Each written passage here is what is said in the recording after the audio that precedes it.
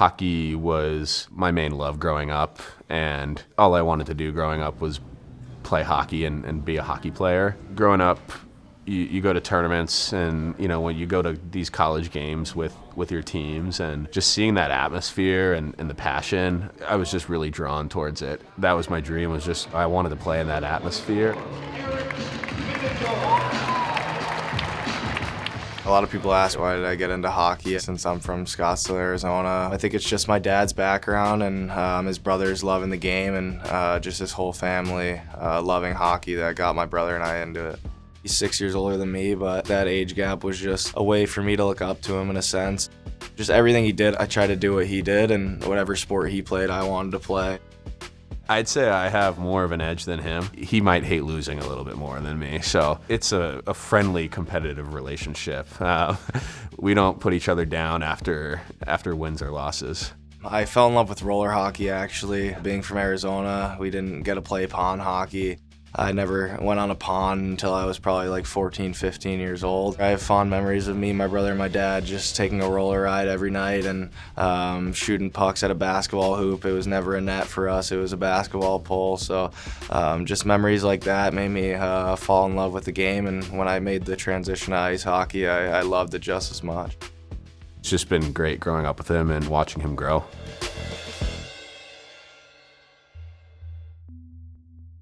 Had some pretty big hip injuries growing up. I ended up getting my hip replaced when I was 19, and it wasn't something that happened like that. It was an injury that I had for a while.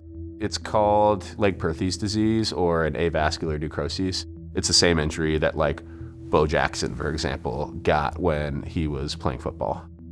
I always knew that I was never gonna get to the college level, unfortunately. I knew he wanted to, and I knew he was good enough. I just tried to help him really in any way I could. I was probably 11 years old. I remember just seeing him in pain, and he would gradually couldn't skate as well, so it was hard to see. He became my coach the following year. His under 14 AAA year, I got the opportunity to be behind the bench that year. It was just great to be around him and watch him grow that year and help out where I could. Sosby, lead pass ahead. Mindorf for breakaway coming in. Got the shot. Score! On the rebound. Eric Mindorf. What a nice pass out of the zone. It was definitely eye-opening playing for the Junior Coyotes and then going straight to play for the U.S. team. It's a little bit different playing in Arizona and then going to play in Michigan in the cold with all the best players in the nation. Just getting to wear the USA logo against other countries is something that doesn't come around often, and you really don't get a feeling like that playing for your country until you actually do it. It's a crazy feeling putting on the crest. Caulfield to the end wall. Beecher digs it free. And a shot. And they score!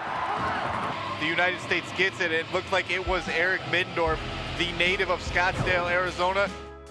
Growing up, I never really looked at the U.S. program as a spot for me until big number 34 Austin Matthews made his decision to go there. And I remember going to games of his with my dad and my family and just watching him play. And he was a huge inspiration for me and a lot of players growing up in Arizona. We didn't have a guy to really look up to that had been to the National Hockey League, and he's still my favorite player to this day. He was the first person to call me actually when I made the U.S.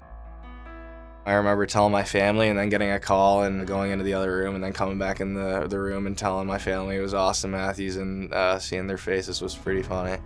That was a dream for me and a dream come true when I got the call that I made that team, and I was excited to follow in his footsteps going to the U.S. team. Coach Cole was my coach for my under-17s year at USA Hockey, and he ended up leaving with Coach Luongo to come here. That's the main reason why I chose Michigan State. With the U.S. team, you spend an awful lot of time with the guys, whether you're traveling or at the rink. It just seems like, a good chunk of the day you're around them, so we get to know the guys real well. He was a captain on the championship team last year. So I think I've just seen him as a complete player, really. He's brought that here with us, and he's just made himself a really valuable player. And the other thing is his leadership, his skills have really popped out. And he's a guy that just jumped into our group this year, but as the year's gone on, he's more and more vocal in the room, on the ice, and he leads real well by the way he plays. So it's been fun to see him grow up. Into the slot. Whoa. Middendorf misses just wide to the right. Yes! Loose in front. Yes! Shot. Goal for Michigan State. 21.2 seconds to play.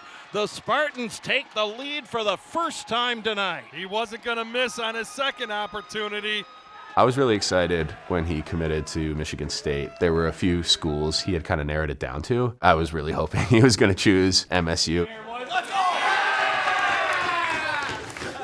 He and I kind of knew what he was going to get here from a coaching standpoint, which is an expectation that everybody works hard and hard work is rewarded. I was really happy with his decision. He's watched me at every level. He moved out to Wisconsin after he graduated college at the same time that I moved out to Michigan to play for USA, so he was always driving to my games. And when I played in Chicago last year, he was still in Wisconsin, so he was driving out every other weekend to watch me play and tell me what I could do better and stuff, even though he hasn't played hockey in 8 years or something crazy. He's always telling me how to get better, and that's kind of what I try to put into my own game, is just his compete factor and what he still holds to this day, even though he doesn't play hockey. There's such an urgency for things to be great right now that you forget to kind of reflect and kind of see really where we're at and why we're playing the game. And you know, Eric's family is real important to him. They do a lot of things together. If that's a motivational thing, that's a good one. I'm just proud that he works hard to do his best, you know, at the things he can control, like being a good teammate, bringing the effort, being a coachable player. Those are the things that, you know, he could control day in and day out. I feel like he does all those things very well. It's been fulfilling, to say the least, to watch him play college hockey and get to do what I wish I could have done. It's been awesome to see him get to this level. I couldn't be happier for him. Left circle, shot blocked away. Now Gucciardi shot goal down the middle, tipped in by Middendorf. Michigan State needed one on this power play, and they delivered. His career could end tomorrow. I'd be completely happy with everything he's done up until this point. He's exceeded my expectations. I just love his work ethic and the passion he brings, and it's just really fun watching him do what he loves to do. I'm really happy to be a part of it. My why for playing hockey has always been my brother Connor. It means everything to me that my brother wanted to play college hockey and now I'm doing it. I think he would have been able to play if he didn't have that hip replacement, just purely off how competitive he is in the sport and how much he loves the game. It means a lot that he gets to support me, and just watching his transition to Michigan State and buying all the apparel and coming to the games and stuff, he truly bleeds green. It just shows how much he supports me.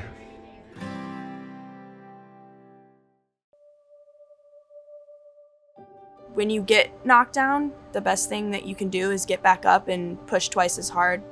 My coach always says you have to fail forward. Anything that sets you back, you know that it made you stronger and it's going to push you harder in the future.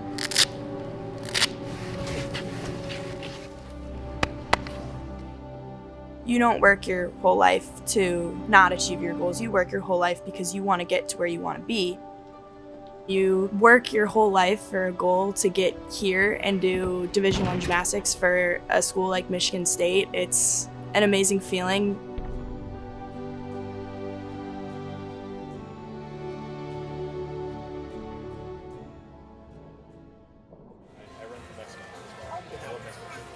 I started off doing gymnastics. That was kind of the first thing I ever did. She was very active. She wanted to do everything, every sport. She wanted to try at least once, and gymnastics just seemed to be the thing she stuck with.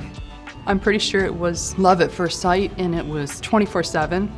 She'd be doing cartwheels in Target, walking along, and people would be looking at me, and I'm like, oh, just whatever. You know, that's just what she loves to do. 4 hours a day, 5-6 days a week in the gym. It's a massive commitment, but she loved it from day one.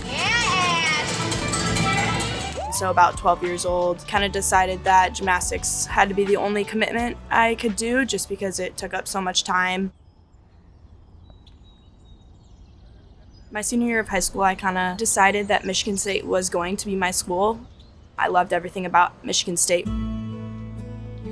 I had come in as a walk-on. It was just out of pure love that I wanted to continue doing what I grew up doing, and whether it was a walk-on or a scholarship, I wanted to be a part of a Division I program and continue doing the sport. I wasn't really ready to give it up yet. In being a walk-on, it does motivate you more to work harder and be a part of the lineups, so that really pushed me.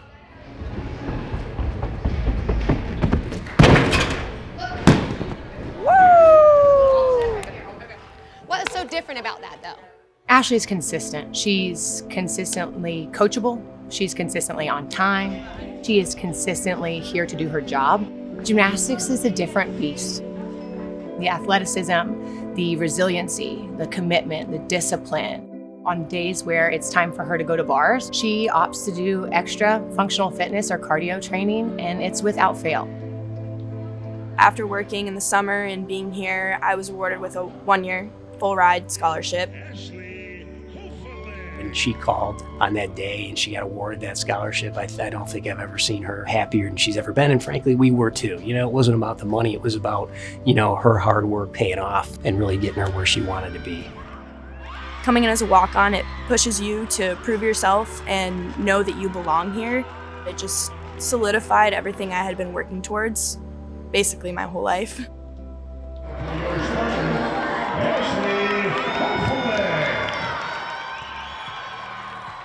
Sophomore year, we had started out like any normal season, and then we had gotten better each week.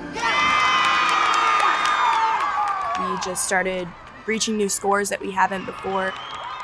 We were on such a roll. We were 2 weeks away from Big Ten championships, and we got shut down. So when we did get shut down, everyone was just kind of like, where do we go from here? What do we do? It was very unknown. I had to find an identity outside of gymnastics. I had no access to a gym. That's very impossible for gymnastics almost. You take a month off and it's extremely hard to come back. She worked out as much as she could in the garage, in the basement, whatever she could do, but it was really disheartening because who knows what's going to happen.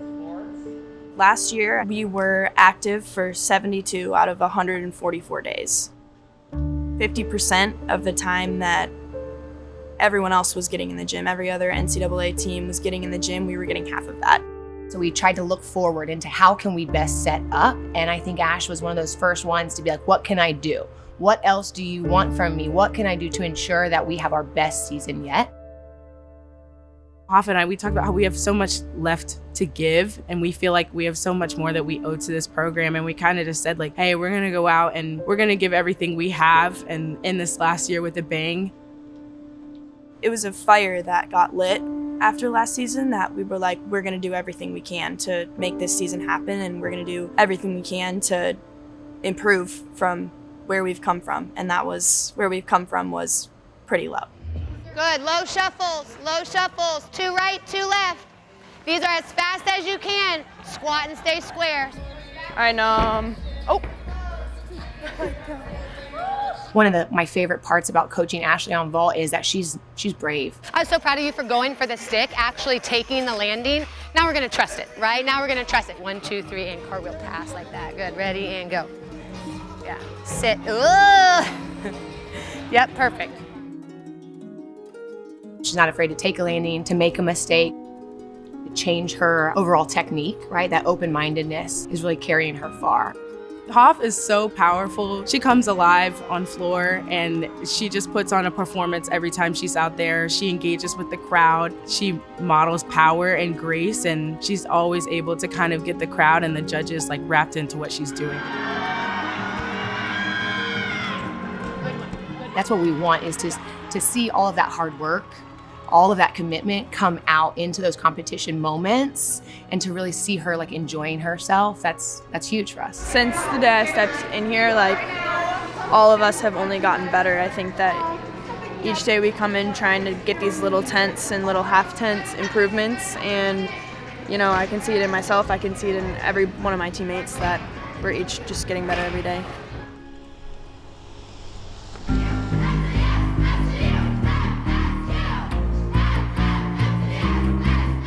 I want that stick in there. You stuck 2 on Tuesday, right? Trust yourself that it's going to be up and over, right? Tighter inside with the hips. Now for the Spartans back on vault, senior Ashley Hoflick.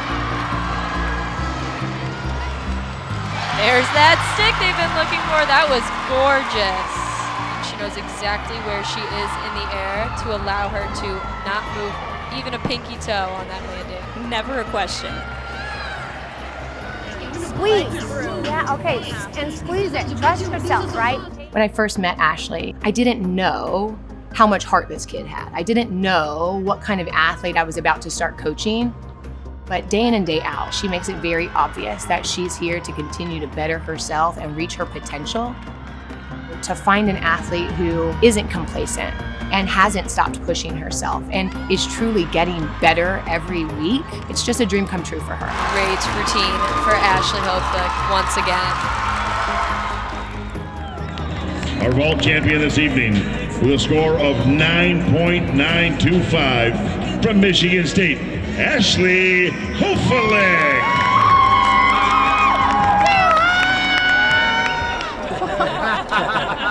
I never really understood what hard work was till I saw her. Her ability to see things through, I can't even put into words how proud I am for her. Ashley Hopefuck. From the little gymnast I saw at 3, what she's done now and the rankings she's in, I mean, I never expected that she would ever be this good, and it's amazing to me that she still continues to improve. As Ashley ends with a big double tuck to a perfectly stuck landing. What an amazing day for Michigan State. We're really thankful to Michigan State Gymnastics for giving her that opportunity. Coming as a walk-on, all I wanted to do was prove myself. All I wanted to do was help this team in any way I could, whether it was in the classroom, in the gym, and I just wanted to be a part of it. Now, being 22 years old as a captain, I just know that I have helped this team and I have done the work. Going through those setbacks really made you the person that you are today and made you able to be successful in a sport like this.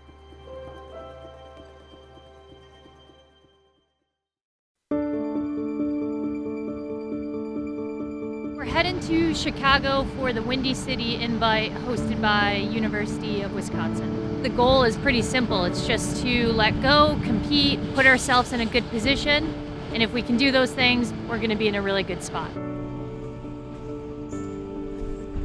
Honestly, the energy's been really high at practice, and I think a lot of people are running pretty well right now and are looking for some PRs this weekend. There are a lot of Big Ten schools. There's some other schools like Oregon and Arizona that are here that have some good guys, so it'll be good competition.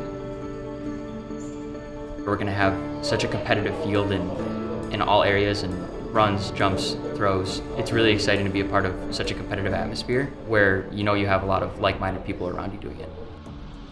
They basically know what they need to do, all the details they need to take care of. And so it's just touching base with their event coaches, going through their process to put themselves in a really good position by the time they compete.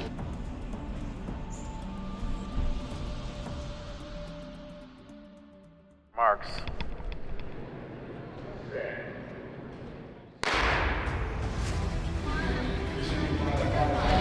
Perfect, perfect. Really good, really good.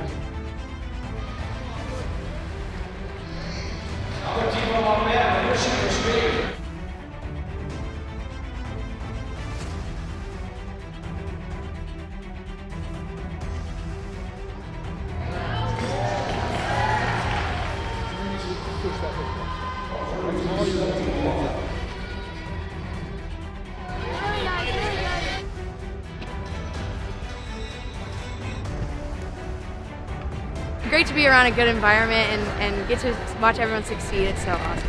Especially getting close to Big Tens and championship season, it's really exciting.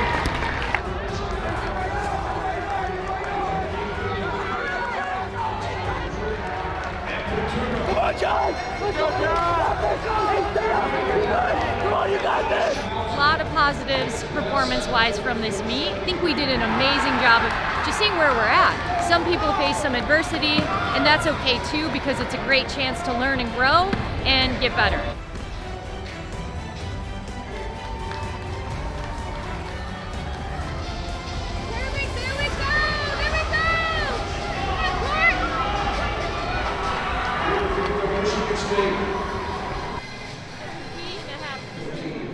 We did it. Three-time cross-country All-American, an outdoor All-American at 5K, a Big Ten indoor and outdoor 5K champion from Michigan State, Morgan Bealsdorf.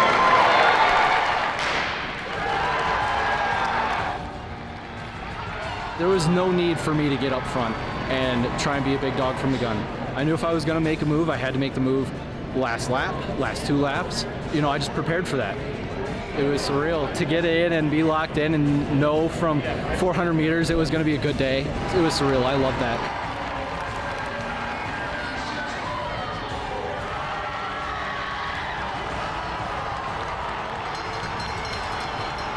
You just saw someone lower our school record by 5 seconds. Morgan just ran the fastest time that we know of in the country. He's racing 2 of the best milers in the world.